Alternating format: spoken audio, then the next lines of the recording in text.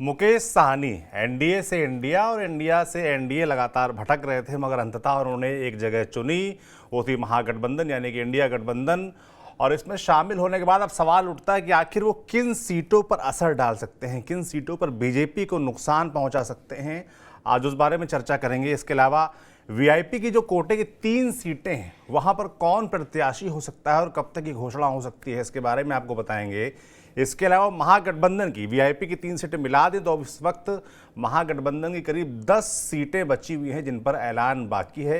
एक आरजेडी की, कांग्रेस की और उसके अलावा बची हैं वीआईपी की सीटें। तो इन पर कब ऐलान हो सकता है, कहां फंसी हुई हैं ये टिकटें, इनके बारे में आपको विस्तार से बताएंगे। और बात करने के लिए हमारे साथ जुड़ेंगे हमारे वरिष्ठ साथी पंकज जी। पंकज जी, बहुत स्वागत है आपका एक बार फिर से। धन्यवाद, thank you. Mukesh Sahni, clarity तो हो गई उनको लेकर, अब तो जहाज़ में घूमते हुए नज़र आ रहे हैं, हेलीकॉप्टर में तेजस्वी यादव के साथ रैलियां भी कर रहे हैं, भाषण भी दे रहे हैं। अभी एक वीडियो उनका हेलीकॉप्टर में खाना खाते वक्त वायरल हो गया, उस पर विवाद भी खूब हुआ। मगर चर्चा का विषय फिलहाल ये है कि जब वो शामिल हो गए हैं तो किन सीटों पर असर डाल सकते हैं, क्या वो बीजेपी को कुछ सीटों पर नुकसान भी पहुंचा सकते हैं, ये एक चर्चा का विषय है। इस पर मैं आपसे जानना चाहूँगा। देखिए, आपको बताएं, सिर्फ मुकेश साहनी ही नहीं, अगर आप अजय निषाद की भी बात करें, उनका भी कांग्रेस में शामिल हो जाने के बाद माना ये जा रहा है, और खास तौर पर आरजेडी कैंप बहुत ज्यादा उत्साहित है जी। इसकी बड़ी वजह यह है कि उत्तर बिहार और आप मध्य बिहार और दक्षिण बिहार की बात करें, ज्यादातर उत्तर बिहार की तकरीबन 13 सीटें ऐसी हैं जिस पर लग रहा है कि मुकेश साहनी और अजय निषाद का अच्छा खासा प्रभाव पड़ेगा। अब आप देखिए कि पिछले कितने चुनाव से अजय निषाद या उनके पिता कैप्टन जय नारायण निषाद मुजफ्फरपुर से चुनाव जीतते आ रहे हैं। अब आप समझिए कि मुजफ्फरपुर में निषाद समाज की जो जीत होती रही है, उससे एक बात बहुत साफ है कि अजय निषाद भी कांग्रेस में शामिल हो चुके हैं और मुकेश साहनी भी महागठबंधन में आ चुके हैं। इसलिए महागठबंधन को किन किन सीटों पर फायदा हो रहा है, इसको लेकर के चर्चा बहुत तेज है। अगर आप इंडिया अलायंस से बात करेंगे, उनके नेताओं से बात करेंगे, तो उनके नेता ये मानते हैं कि इन दोनों नेताओं के आ जाने के बाद समीकरण में अच्छा खासा बदलाव हुआ है। दरअसल आप पूछेंगे कि वो कौन कौन सी सीटें हैं जिस पर इनका असर हो सकता है, जिन पर ये अच्छा खासा प्रभाव डाल सकते हैं, तो आप जान लीजिए दरभंगा, मधुबनी, झंझारपुर, ये 3 सीटें हो गई, मोतिहारी 4 हो गई, मुजफ्फरपुर 5 हो गई, वैशाली 6 हो गई, और मोतिहारी में भी आप जिसको बेतिया कहते हैं, पूर्वी चंपारण और पश्चिमी चंपारण, पूर्वी चंपारण, मोतिहारी, पश्चिमी चंपारण, वहां भी इनके इनका ठीक ठाक वोट है। तो ये देखिए 7-8 हो गई। और उसके बाद जमुई में भी कहा जा रहा है कि इनकी संख्या बहुत अच्छी है। तो जमुई को लेकर के भी ये बताया जा रहा है कि ये काफी असरदार हो सकते हैं। और साथ ही साथ मैं आपको बताऊं तो इनका असर आपको मुंगेर की सीटों पर भी दिखेगा, भागलपुर की सीटों पर भी दिखेगा। और ये जो गंगोता जाति है, बिरादरी है, जो जिनको टिकट देने की बात कही जा रही है, क्योंकि देखिए निषाद समाज तो एक जाति है, पर इसमें कई सारी उपजातियां, जिसमें तीतर, बिंद, मल्लाह, ऐसी कई सारी जातियां हैं जिनका एक समूह है। वो समूह क्या मुकेश साहनी और अजय निषाद के महागठबंधन में शामिल होने के बाद किस तरीके का प्रभाव डालेगा, इसको लेकर के एनडीए कैंप में चिंता भी है। ये बात और है कि एनडीए कैंप में भी कई बड़े नेता हैं, जिसमें हरी साहनी भी हैं। जेडीयू ने मदन साहनी को मंत्री भी बनाया है, हरी साहनी भी मंत्री बने हैं। तो आप समझ लीजिए कि इन 2 साहनी का क्या असर पड़ेगा, बड़ा सवाल ये है। क्योंकि जिस तरीके से मुकेश साहनी को तवज्जो दिया जा रहा है, और मुकेश साहनी खुद चुनाव नहीं लड़ रहे हैं, वो तेजस्वी यादव के साथ घूम घूम कर कैंपेन कर रहे हैं, और घूम घूम कर कैंपेन कर रहे हैं। और जब आप बात करेंगे वीआईपी के नेताओं से, तो वो कहेंगे कि आरजेडी से लगभग रजामंदी हो चुकी है, तेजस्वी यादव को सीएम बनाएंगे और मुकेश साहनी डिप्टी सीएम बनेंगे। इसलिए मुकेश साहनी दावा कर रहे हैं कि वो चुनावी मैदान में लोकसभा का चुनाव नहीं लड़ेंगे, वो बीजेपी को 40 सीट पर नुकसान पहुंचाने का दावा कर रहे हैं। लेकिन बड़ा सवाल ये उठता है कि खास तौर पर जो ये उत्तर बिहार की सीटें हैं जहां पर इनकी आबादी अच्छी मानी जा रही है, वहां पर ये कितना डेंट पहुंचाते हैं एनडीए को, बीजेपी को, इसको लेकर के एक बड़ा सवाल उठ रहा है। और निश्चित तौर पर पहले मुकेश सहनी ने कोशिश जरूर की थी कि एनडीए में उनको लिया जाए, लेकिन एनडीए ने उनको रिजेक्ट कर दिया। एनडीए ने अपने दल का हिस्सा नहीं बनाया। मुकेश सहनी की मांग भी थी कि मल्लाह समाज को एससी कैटेगरी में लिया जाए। दरअसल बीजेपी के सामने सबसे बड़ा डायलेमा यह था कि अगर मल्लाह समाज को एससी कैटेगरी में लेने की घोषणा की जाएगी तो दलित के बाकी जो जातियां हैं वो नाराज हो सकती हैं। अब आपको ध्यान होगा कि मुकेश सहनी पिछली बार खगड़िया से चुनाव लड़े, वो पिछली बार खगड़िया से चुनाव लड़े थे और महागठबंधन से ही चुनाव लड़े थे। और जो कैसर हैं, महबूब अली कैसर, उन्होंने एलजेपी से उनको हराया था। खगड़िया में भी मल्लाह समाज, निषाद समाज की आबादी अच्छी बताई जाती है। खास तौर पर जो गंगा का बेल्ट है और उसके आसपास के जितने इलाके हैं, जितनी लोकसभा की सीटें हैं, वहां पर इनकी संख्या बहुत अच्छी मानी जाती है। ऐसे में सवाल उठता है कि क्या ये लोग एनडीए को वोट करेंगे या मुकेश सहनी और अजय निषाद के महागठबंधन में शामिल होने के बाद ये लोग महागठबंधन को वोट करेंगे। दरअसल आपको याद होगा कि जब मुकेश सहनी अकेले एक यात्रा निकाल रहे थे और लाखों मल्लाह समाज के लोगों को हाथ में गंगा जल रखवा करके ये प्रतिज्ञा दिलवाई थी, ये कसम खिलवाई थी कि जब तक आप लोगों को एससी कैटेगरी में शामिल नहीं किया जाएगा, जो दल शामिल नहीं करेगा आप उसको वोट नहीं करेंगे। इस तरह की बात कही जा रही थी। अब देखिए, पहले मुकेश सहनी ने कोशिश की कि वो एनडीए में जाए, ये सच है। भले ही अब कहें कि एनडीए को उन्होंने इसलिए त्याग दिया या जिन वजहों से भी त्यागा, पर ये एनडीए के ये हिस्सा नहीं बन पाए। लेकिन महागठबंधन में लालू प्रसाद ने इनको अपने कोटे से 3 सीटें दे दी। पर सवाल ये उठता है कि 3 सीटें इनको मिली हैं, पर इनका प्रभाव 13 सीटों पर बताया जा रहा है और 10 सीटों पर इनका ऐसा प्रभाव है जो कि निर्णायक साबित हो सकता है। इसलिए मैंने आपको कहा कि जो इनको सीटें भी दे दी गई हैं, वो चाहे झंझारपुर है, गोपालगंज है और आप देख लीजिए मोतिहारी है, ये 3 सीटें इनको दी गई है। अब 3 सीटों पर तो ये अपने उम्मीदवार उतारेंगे और कौन कौन उतारेंगे ये हम लोग बाद में चर्चा करेंगे। लेकिन जो बाकी के और 10 सीटें हैं जहां पर इनका प्रभाव हमें देखने को मिल सकता है, तो वो हमने आपको बताया कि वो सीटें खगड़िया भी है, वो सीटें भागलपुर भी है, वो सीटें मधुबनी भी है, वो सीटें दरभंगा भी है, वो सीटें मोतिहारी भी है, वो सीटें शिवहर भी है। ये जान लीजिए वो तमाम ऐसी सीटें, वो सीटें मुजफ्फरपुर भी है। तो इन तमाम वो सीटें वैशाली भी है। तो इन तमाम सीटों पर इनका क्या प्रभाव पड़ता है, और अगर ये एनडीए को शिकस्त देने में कामयाब होते हैं तो निश्चित तौर पर मुकेश सहनी को एक बड़ा क्रेडिट जाएगा। ये बात आप जान लीजिए। और दूसरी बड़ी बात, बीजेपी ने मुकेश सहनी के काट में अजय निषाद को खड़ा किया था, पर अजय निषाद का टिकट बीजेपी ने काट दिया। अब अजय निषाद कांग्रेस में शामिल हो गए हैं। कहा यह जा रहा है कि कांग्रेस उनको प्रत्याशी बनाने जा रही है। इसलिए महागठबंधन में इस बात को लेकर के बहुत ज्यादा उत्साह है कि निषाद समाज के 2 बड़े चेहरे अब महागठबंधन का हिस्सा बन चुके हैं। इसलिए इसका फायदा महागठबंधन को बहुत जबरदस्त तरीके से होगा। लेकिन अगर आप एनडीए से बात करेंगे तो एनडीए के नेता आपको कहेंगे कि हमारे यहां भी हरी सहनी, हमने उनको बड़ा नेता बनाया है, बड़े रूप में प्रोजेक्ट किया है। वो जेडीयू कहती है मदन सहनी है, हमने उनको बड़े रूप में प्रोजेक्ट किया है। और देखिए अभी तक ये अति पिछड़े समाज में आते हैं। अति पिछड़ों का झुकाव स्वाभाविक तौर पर माना जाता है कि एनडीए की तरफ रहा है, लेकिन क्या इस लोकसभा चुनाव में उनका झुकाव एनडीए की ही तरफ रहेगा, ये एक बड़ा सवाल है। क्योंकि जिस तरीके से मुकेश सहनी लगातार तेजस्वी यादव के साथ हेलीकॉप्टर में यात्रा कर रहे हैं और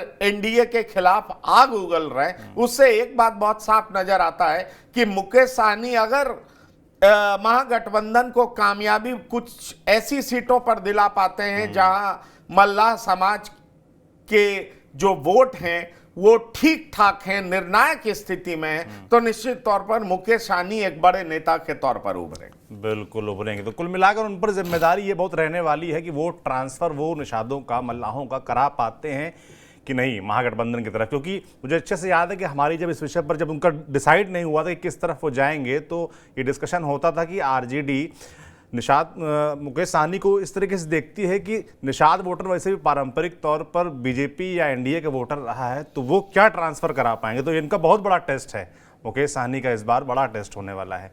अब बाकी तो जब नतीजे आएंगे तभी सामने आ पाएगी, तस्वीर साफ हो पाएगी। मगर जो एक चर्चा छूट गई पंकज जी कि वीआईपी की जो कोटे की 3 सीटें हैं उन पर कब ऐलान होगा। आरजेडी ने तो लगभग सीवान छोड़ के सब सीटों पर ऐलान कर दिया है, पर वीआईपी का भी सीटें फंसी हुई हैं 3। इन पर क्या चल रहा है, क्या मामला है? देखिए, वीआईपी के कोटे में 3 सीटें हैं। अगर आप 3 सीटों का जिक्र करें तो एक सीट झंझारपुर है, दूसरी सीट गोपालगंज है और तीसरी सीट मोतिहारी है। मोतिहारी में बीजेपी के कद्दावर नेता राधा मोहन सिंह, पूर्व केंद्रीय मंत्री खड़े। इस बार जरूर ये चर्चा थी कि उनकी टिकट कट सकती है, उनका टिकट काटा जा सकता है, लेकिन उनका टिकट कटा नहीं और उनको टिकट दे दिया गया। अब उनके खिलाफ कौन कौन से उम्मीदवार उतारे जा सकते हैं, तो मैं आपको यह बता दूं कि चर्चा ये बहुत चरम पर है कि उनके खिलाफ रामा देवी की बेटी मैदान में उतर सकती है। अब आप समझिए, रामा देवी अभी तक तो बीजेपी की सदस्य हैं, बीजेपी से वो कई बार सांसद रह चुकी हैं, शिवहर से उन्होंने लगातार चुनाव जीता है। इस बार उनका टिकट जरूर कटा है और शिवहर जेडीयू के कोटे में चला गया। तो क्या रामा देवी की बेटी इनके खिलाफ उतरेंगी? लेकिन दूसरी एक सोच ये भी है कि क्यों नहीं किसी भूमिहार प्रत्याशी को वहां पर उतारा जाए। इसलिए 2 नाम उसकी भी चर्चा है। एक वहां पर काफी फेमस लॉयर हैं, उनकी चर्चा है कि उनको उतारा जा सकता है, और एक और सदस्य हैं जिनकी पत्नी वहां जो जिले की अध्यक्ष हैं, जो म्युनिसिपैलिटी होता है उसके अध्यक्ष हैं। ऐसे में सवाल उठता है कि अगर इस तरह की बात होती है तो किसको उतारा जा सकता है। लेकिन 3 नामों की चर्चा है। दरअसल भूमिहार नाम की चर्चा इसलिए भी वहां पर की जा रही है क्योंकि मेरी बात हो रही थी वीआईपी के कुछ नेताओं से, तो वो ये कह रहे थे कि दरअसल वहां भूमिहार वर्सेस राजपूत पॉलिटिक्स में होता है मोतिहारी में। अगर हम एनडीए का वोट भूमिहार भी है और राजपूत भी है, राजपूत उम्मीदवार वहां खड़े हो चुके हैं। अगर हम भूमिहार को टिकट देते हैं तो भूमिहार के साथ ब्राह्मण भी आ जाएंगे, और अगर हम 50% भी वोट उनका तोड़ पाने में, ले पाने में कामयाब होते हैं तो हमारी जीत सुनिश्चित हो जाएगी। और ये भी कोशिश की जा रही है। पर दूसरी कोशिश ये भी है कि वैश्य समाज की भी संख्या ठीक ठाक है। ऐसे में अगर रमा देवी की बेटी को चुनावी मैदान में उतारा जाता है तो वैश्य समाज को भी साधने की कोशिश है। ऐसे में मुकेश सहनी क्या फैसला लेंगे, महागठबंधन के सिरमौर लालू प्रसाद क्या फैसला लेते हैं, यह देखना दिलचस्प होगा। जहां तक झंझारपुर का सवाल है तो झंझारपुर में गुलाब यादव का नाम सबसे आगे।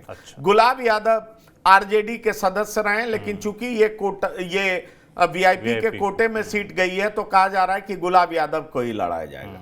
गुलाब यादव की बेटी भी चुनाव जीती है, गुलाब यादव की पत्नी भी इंडिपेंडेंट एमएलसी हैं, और गुलाब यादव पुणे बेस्ड बिजनेसमैन है लेकिन रहने वाले उसी इलाके के। अब सवाल उठता है कि झंझारपुर से अगर उनको उतारा जाता है तो यह माना जा रहा है कि झंझारपुर में अच्छी खासी आबादी मल्लाह समाज की है, निषाद समाज की है। निषाद समाज पक्ष में वोट करते हैं और साथ ही साथ यादव और मुसलमान का वोट इनके तरफ शिफ्ट होता है, तो ये जीत सुनिश्चित हो जाएगी। वीआईपी ये सीट निकाल सकती है। इस लिहाज से गोपाल यादव वहां सबसे आगे दिखाई पड़ रहे हैं।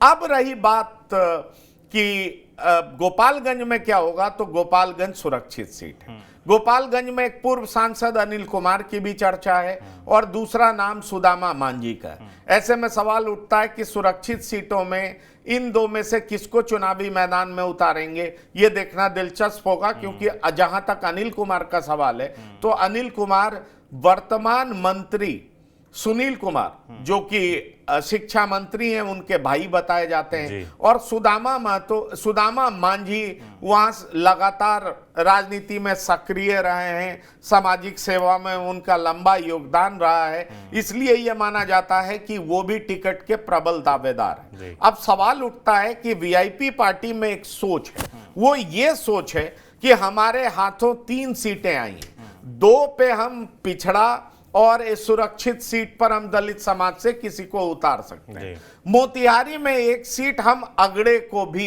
दें, इस तरह की भी सोच है। और इसी सोच पे लगातार मंथन जारी है।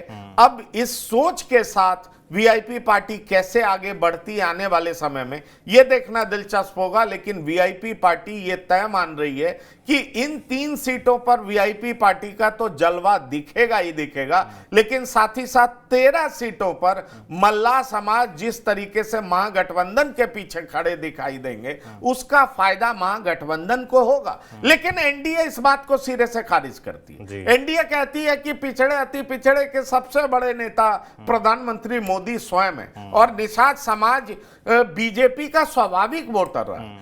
अति पिछड़ों के लिए बीजेपी ने बहुत कुछ किया है, इसलिए अति पिछड़े का साथ छूट जाएगा ऐसा संभव नहीं है। दूसरा, नीतीश कुमार को लेकर के भी कहा जाता है कि उनके पक्ष में अति पिछड़े समाज लंबे समय से रहे हैं और इसीलिए नीतीश कुमार इतने दिनों से मुख्यमंत्री बने हुए हैं। ऐसे में बिहार में अति पिछड़ों का साथ छूट जाएगा ये संभव नहीं है। हाँ, हो सकता है कुछ वोटों की हेराफेरी हो सकती है, कुछ वोट खिसक सकता है, लेकिन इसका जीत और हार पर कोई अंतर पड़ने वाला है ऐसा बीजेपी नहीं मानती। लेकिन बड़ा सवाल फिर मैं वही कह रहा हूं कि अभी हम लोग स्पेकुलेट ही कर सकते हैं। जनता जनार्दन है, जनता मालिक है, जनता क्या फैसले करती है ये तो चुनाव के दिन पता चल पाएगा, और खास तौर पर चुनाव परिणाम में पता चल पाएगा कि जनता ने किसको वोट किया है। लेकिन वीआईपी को लेकर के और खास तौर पर मुकेश सहनी और अजय निषाद को लेकर के, क्योंकि दोनों की एंट्री महागठबंधन में हो गई है, इसको लेकर के इंडिया अलायंस बिहार में काफी ज्यादा उत्साहित है।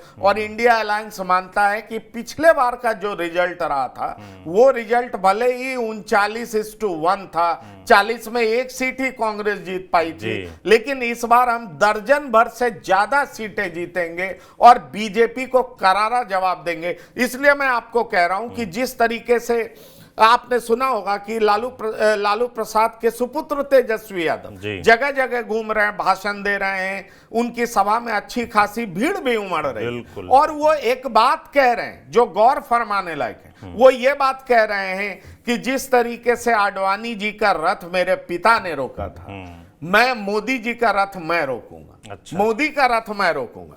आडवाणी जी तो सही में रथ पे सवार थे, वो कार सेवा कर रहे थे, वो एक भारत में व्यापक रूप से जनमत तैयार कर रहे थे कि अयोध्या में राम मंदिर का भव्य निर्माण हो, और इसको लेकर के उन्होंने रथ यात्रा की थी। और रथ यात्रा आपको मालूम है कि उनका रूट क्या था, और बिहार से जब गुजर रहे थे तो उनकी अरेस्टिंग हो गई थी, और अरेस्टिंग होने के बाद लालू प्रसाद बहुत ज्यादा सुर्खियों में आए, और उसके बाद उनका माई समीकरण जो मुस्लिम का वोट है वो उनके साथ ऐसे चिपक गया जैसे कि वो फेविकॉल के साथ कोई चीज चिपकता है ना, कहते हैं, वो रिश्ता हो गया। तो तब से मुस्लिम और यादव उनके आधार वोट बैंक बन गए। लेकिन अब सवाल ये उठता है कि ये कह रहे हैं कि हम इनको हरा देंगे, हम इनको उसी तरीके से उनका रथ रोक देंगे जैसे आडवाणी जी का रथ मेरे पिताजी ने रोका था। तो मोदी जी का रथ क्या है? मोदी जी लगातार जीत रहे हैं, जीत उनकी एकदम ऐसा बीजेपी दावा कर रही है कि अब की बार 400 पार, और इसलिए तेजस्वी यादव कह रहे हैं कि इस बार उनका जो ये दावा है अब की बार 400 पार, उसको हम रोक देंगे। अब देखिए तेजस्वी यादव का यह दावा किस हद तक कारगर होगा, इस बात को तो साफ साफ कहा जा सकता है कि तेजस्वी यादव का जो भी प्रभाव है वो बिहार में है, बिहार से बाहर तो है नहीं। पर उनके कहने का अभिप्राय ये हो सकता है कि जिस तरीके से बीजेपी या एनडीए बिहार में पिछली बार 39 सीटें जीती थी, इस बार एनडीए उस तरीके से सीटें नहीं जीत पाएगी। उस कई सीटों पर हम बीजेपी को हराने जा रहे हैं और बीजेपी को जबरदस्त नुकसान देने जा रहे हैं। तो बीजेपी को या एनडीए को बिहार में जबरदस्त झटका मिलने जा रहा है और इसीलिए तेजस्वी यादव कह रहे हैं कि हम इस तरीके से प्रधानमंत्री मोदी का रथ बिहार में रोकेंगे। बिल्कुल, अब रथ रोक पाएंगे नहीं रोक पाएंगे ये तो बिल्कुल जब जनता अपना फैसला सुनाएगी तभी समझ में आएगा। मगर मुखर हैं तेजस्वी यादव, लगातार दौरे कर रहे हैं, साथ में मुकेश सहनी भी हैं और मुकेश सहनी का क्या असर हो सकता है, किन सीटों पर हो सकता है और उनके प्रत्याशी कहाँ अटके हुए हैं, कौन हो सकते हैं, ये आपको बताया। अंत में पंकज जी, थोड़ा जो बची और सीटें हैं महागठबंधन की, एक तो हमने वीआईपी की 3 सीटों की चर्चा कर ली, मगर जो महागठबंधन की और 10 बची सीटें हैं उन पर कब तक ऐलान हो सकता है, वो कहाँ फंसी हुई? आपने सीवान के बारे में तो कल हमको बताया था कि सीवान आरजेडी ने, लालू यादव ने आखिर रोकी क्यों है, उसके पीछे क्या स्ट्रेटजी है, वो सेकेंड फेज का चुनाव कैसे प्रभावित हो सकता था, मुस्लिम वोट बैंक को सुरक्षित करने की आशंका थी, उसके पीछे पूरा आपने हमको समझाया। मगर जो और बची सीटें हैं उन पर क्या खेल हो रहा है? देखिए, सिवान को लेकर के लालू प्रसाद के दिमाग में बहुत कुछ चल रहा है और लालू प्रसाद अंत में क्या कर देंगे इस बात को समझना बहुत आसान नहीं होता जी। और इसीलिए लालू प्रसाद यादव बिहार की राजनीति के धुरी रहे और वो आज से नहीं 3 दशक से। तो लालू प्रसाद राजनीतिक रूप से कितने स्मार्ट व्यक्ति हैं वो इसी बात से पता चलता है कि वो बिहार की राजनीति के धुरी लगातार, आप कह लीजिए तो 80 के लेट दशक से, मतलब 89 90 से वो लगातार बने हुए और कभी उन्होंने पीछे मुड़ करके नहीं देखा। 2010 में आरजेडी को जरूर कम सीटें आई थी, 22 सीट पर आरजेडी सिमट गई थी, लेकिन आपने देखा 2015 में नीतीश कुमार के साथ मिल करके आरजेडी ने बीजेपी को पटक दिया और उसके बाद से लगातार आरजेडी मुख्यमंत्री की कुर्सी पर नजर बनाए हुए, अपनी पार्टी को अब A to Z की पार्टी बनाना चाहती और इस कवायद में इस बार आरजेडी ने 5 मुसलमानों की जगह 2 मुसलमान को ही उम्मीदवार बनाया, क्योंकि अन्य जातियों के लोगों को भी आरजेडी ने तरजीह दी है, महत्व दिया है और उनको अलग अलग सीटों पर उम्मीदवार बनाया। अब सवाल यह उठता है कि सिवान को लेकर के आरजेडी क्या करेगी, तो हम आपको बता दें कि अवध बिहारी चौधरी कैंपेन कर रहे हैं और वो फुल्ली कॉन्फिडेंट है कि हम ही यहां से उम्मीदवार होंगे। लेकिन दूसरी तरफ ये भी कहा जा रहा है कि अंदर खाने की कोशिश की जा रही है कि हिना साहब को मनाया जाए, क्योंकि मुस्लिम वोट बैंक का अच्छा खासा नुकसान ना हो। पर हिना साहब सार्वजनिक तौर पर कह चुकी हैं कि वो आरजेडी से चुनाव नहीं लड़ेंगे और साथ ही साथ आरजेडी पर आरोप भी लगा चुकी हैं कि बुरे वक्त में आरजेडी ने किस तरीके से उनको खारिज किया, उनके परिवार को इग्नोर किया, उनके पति शहाबुद्दीन नहीं रहे तो आरजेडी का रवैया किस तरीके से बदला और खास तौर पर तब जब उनके पति शहाबुद्दीन ने आरजेडी के लिए क्या कुछ नहीं किया और फिर भी आरजेडी ने उनकी तरफ नजर उठाकर देखा नहीं। इस बात का दर्द हिना साहब के मुंह से कई बार बाहर निकला, लेकिन हिना साहब के दर्द में एक राजनीति भी छिपी हुई है। वो राजनीति ये है कि हिना साहब ये मानती हैं कि अगर वो निर्दलीय चुनाव लड़ती हैं तो सवर्ण 4 लाख मतदाता है, अगर 4 लाख मतदाताओं का वोट मिलता है तो हिना साहब को पॉलिटिकली बहुत फायदा हो सकता है और उस पॉलिटिकल फायदे को उठाने के लिए हिना साहब लगातार प्रयासरत हैं, वो कोशिश कर रही हैं। इसलिए वो कह रही हैं कि हम आरजेडी से के साथ नहीं मिलेंगे। तो सिवान को लेकर के फिर भी आरजेडी सीट डिक्लेयर नहीं कर रही है, उसकी बड़ी वजह है दूसरे फेज का चुनाव, क्योंकि दूसरे फेज का चुनाव उन सीटों पर है जहां मुसलमान की आबादी बहुत अच्छी है, 40 से 60-65% तक मुसलमान है। तो आप समझ लीजिए किशनगंज, पूर्णिया, कटिहार, भागलपुर और बांका, तो इनमें से कम भागलपुर, किशनगंज, पूर्णिया और कटिहार, ये सारे तो बहुत इंपॉर्टेंट सीट है मुसलमान की आबादी के लिहाज से। इसलिए एक रणनीति के तहत लालू प्रसाद ने उसको सार्वजनिक नहीं किया है, घोषित नहीं किया। लेकिन अब उस सीट को आप हटा दें तो बाकी कांग्रेस की 6 सीटें बचती। कांग्रेस की 6 सीटों में एक महाराजगंज है, दूसरा आप देख लें तो मुजफ्फरपुर है, तीसरा आप देख लें तो पश्चिमी चंपारण है जिसको बेतिया कहते हैं, और फिर चौथा सीट आप देख लें तो आप मैंने आपको बताया कि मुजफ्फरपुर, महाराजगंज उसके बाद बेतिया, बेतिया के बाद आप इधर आ जाइए तो कुछ और सीटें हैं, तकरीबन 6 सीटें हैं और 6 सीटों पर अभी तक उम्मीदवार की घोषणा इसलिए नहीं हो पा रही है। हाँ, एक सासाराम है और साथ ही साथ पटना साहिब है। तो आप देखिए इन सीटों पर घोषणा क्यों नहीं हो पा रही है। इन सीटों पर घोषणा इसलिए नहीं हो पा रही है क्योंकि 12 तारीख को स्क्रीनिंग कमेटी की बैठक होगी दिल्ली में और 12 तारीख के बाद चीफ इलेक्शन कमेटी की बैठक होगी जो सीईसी कांग्रेस पार्टी की है, वो बैठेगी और वो फैसला करेगी। महाराजगंज में कई नाम हैं। पहले हो रहा था कि अरुण कुमार को महाराजगंज में लालू प्रसाद टिकट दिलवाने की कोशिश में कि अरुण कुमार महाराजगंज से उतर जाएंगे तो फिर वहां भूमिहार वर्सेस राजपूत हो जाएगा और इससे कुछ और सीटों पर भूमिहार के वोट हमें मिलेंगे और उसका राजनीतिक रूप से हमें लाभ होगा और एनडीए को नुकसान होगा। इस राजनीति पर, इस रणनीति पर लालू प्रसाद काम करना चाह रहे हैं। पर क्या महाराजगंज में कांग्रेस अरुण कुमार को उम्मीदवार बनाएगी, ये अभी क्लियर नहीं हो पाया कि आखिरकार कांग्रेस वहां पर करेगी क्या। जहां तक सासाराम का सवाल है, रिजर्व सीट है, वहां पर छेदी पासवान जो बीजेपी के एमपी हैं, उनका टिकट काट दिया गया है। अब वो कांग्रेस में शामिल होंगे पर उसको लेकर के वहां की बड़ी नेता और कद्दावर नेता मीरा कुमार ही लगातार आवाज उठा रही हैं, तो उनके रास्ते में रोड़ा वही अटका रही हैं। तो छेदी पासवान को लेकर के भी क्या फैसला कांग्रेस करती है, ये देखना दिलचस्प होगा। दूसरे उम्मीदवार ललन पासवान भी हैं, ललन पासवान को लेकर के क्या कांग्रेस फैसला करती है, ये देखना होगा। अब तीसरी सीटें आ जाइए पटना साहिब। पटना साहिब को लेकर के कहा जा रहा है कि मीरा कुमार के सुपुत्र अंशुल कुमार, वो दरअसल उनकी शादी कुशवाहा समाज में हुई है, तो पटना साहिब से वो चुनाव लड़ना चाहते हैं, तो पटना साहिब से उनका टिकट लगभग तय माना जा रहा है। तो 3 टिकट, ये 3 सीटें ये हो गई। अब आ जाइए आप मुजफ्फरपुर। मुजफ्फरपुर में माना जा रहा है कि अजय निषाद चूंकि बीजेपी के सिटिंग सांसद थे, उनका टिकट काट दिया गया है। उन्होंने कांग्रेस की सदस्यता ले ली है, बाकायदा उनका दिल्ली कांग्रेस हेडक्वार्टर में वेलकम किया गया, कांग्रेस की सदस्यता दिलाई गई। और मैंने आपको बताया कि निषाद समाज लंबे समय से मुजफ्फरपुर में चुनाव जीत रहा है। उनके पिता कैप्टन जयनारायण निषाद भी आरजेडी में थे, फिर बीजेपी में आए। अजय निषाद भी 2 बार से चुनाव जीत रहे थे। तो ऐसे में कहा जा रहा है कि निषाद समाज का वहां लंबे समय से दबदबा रहा। अब अजय निषाद को मुजफ्फरपुर से उम्मीदवार बनाया जा सकता है।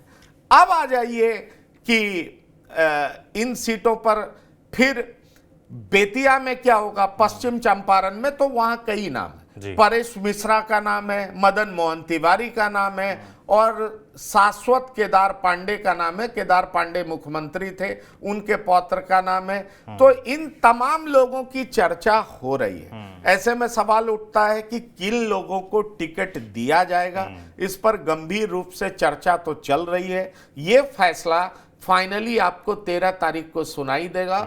और ये जो एनडीए, खास तौर पर जो महागठबंधन की 10 सीटें हैं, उसमें 6 सीटें कांग्रेस की, 3 सीटें वीआईपी की और 1 सीट आरजेडी की। आरजेडी दूसरे चरण के चुनाव के बाद सिवान को लेकर के फैसला करेगी, लेकिन इन 9 सीटों पर आपको 13 तारीख तक फैसला सुनाई दे देगा कि कौन कौन से उम्मीदवार वीआईपी के हो रहे हैं और कौन कौन से उम्मीदवार कांग्रेस पार्टी से हो रहे हैं। बिल्कुल। और इन क्षेत्र के 10 सीटों की जिन पे चर्चा की हमने, सभी मतदाताओं को इंतजार भी होगा कि बीजेपी के तो लगभग सब डिक्लेयर हो गए हैं, विपक्ष के कब आ रहे हैं, और जो भी होगा उस हिसाब से मतदाता डिसाइड करेंगे। और जो भी खबरें बाकी आती हम तक, वो आप तक हम पहुंचाते रहते हैं। पंकज जी, बहुत बहुत धन्यवाद आपका। बाकी दर्शक हमारे साथ लगातार जुड़े रहें। बिहार के चुनाव एकदम करीब आ गया है और जैसे जैसे चुनाव करीब आ रहा है, राजनीति इंटरेस्टिंग होती जा रही है और जो भी किस्से कहानी हम तक आ रहे हैं, आप तक हम पहुंचा रहे हैं। आप देखते रहिए TV9 डिजिटल। शुक्रिया।